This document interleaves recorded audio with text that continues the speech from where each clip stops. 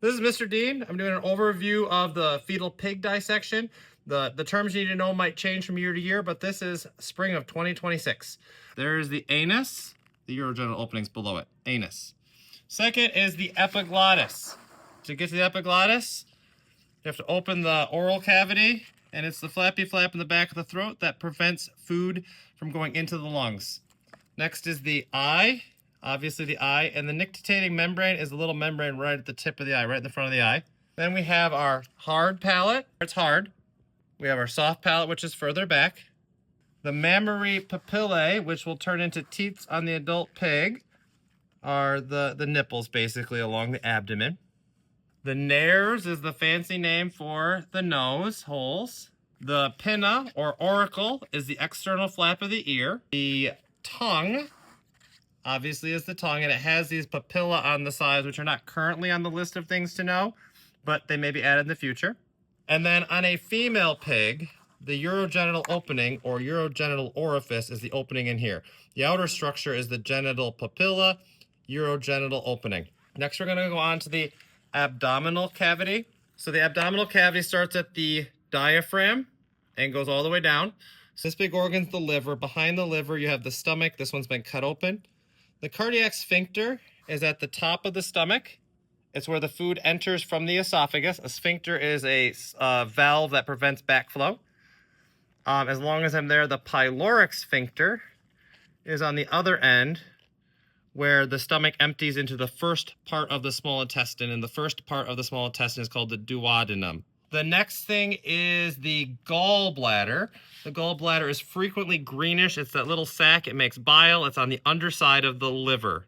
Liver, gallbladder. The kidneys move the small intestines out of the way, and they usually have a membrane over them. This one has been removed already, but the kidney is a bean-shaped organ on either side. The tubes that take the urine from the kidney to the urinary bladder are the ureters. Here's one, and there'll be the same thing on the other side.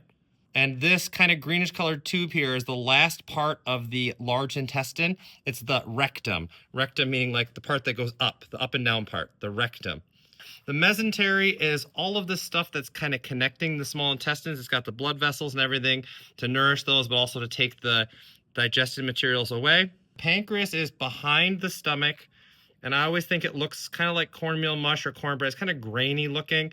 Pancreas is a gland that produces digestive enzymes and things like insulin for blood sugar. I don't think it's possible on the pigs to know the difference between the ileum and jejunum, but this is the rest of the small intestine, the ileum and jejunum. The large intestine is this part here. It just looks a little bit different. So there's the large intestine and the small intestine. The spleen, it's a flap, there it is, that goes kind of in front of the stomach before you move it.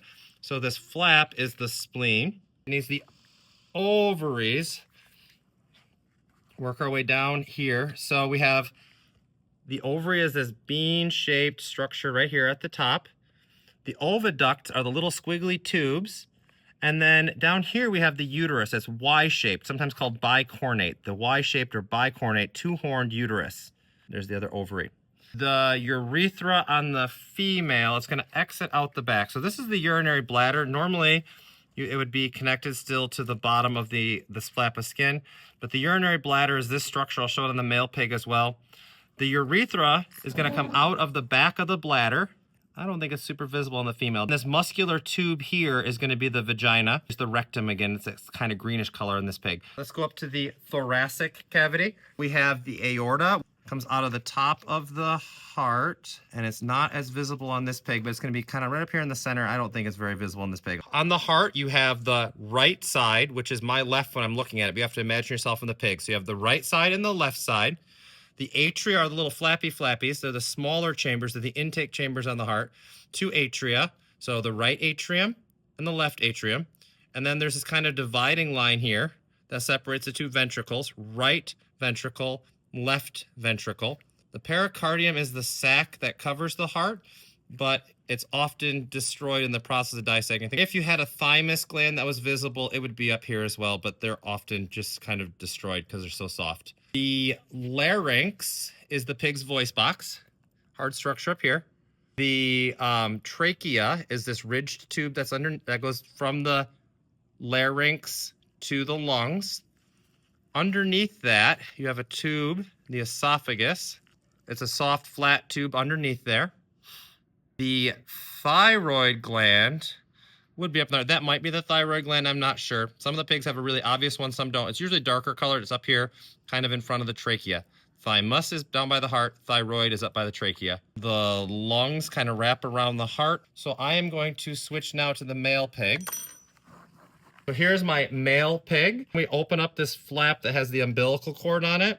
The urinary bladder is underneath it. The umbilical vein is this big vein here. It would connect in up by the liver, but it's been cut to open them up. So here's the urinary bladder. A lot of students tend to miss that. It's not where you'd think it would be. On the males, the urinary bladder, the exit point is going to be the urethra. So it kind of wraps around inside here, but here is your urethra. At some point, it transitions to being the penis in there. The penis is an interior organ. And then when it's being used, it comes out this urogenital orifice.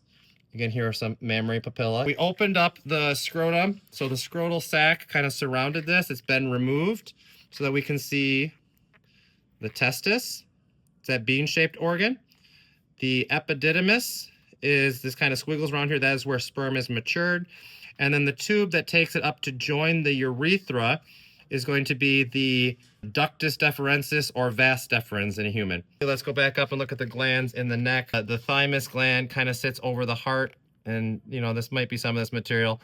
And the thyroid, that might be the thyroid gland there. It's kind of a darker thing up by the trachea. And I think that covers everything that we're learning in 2026.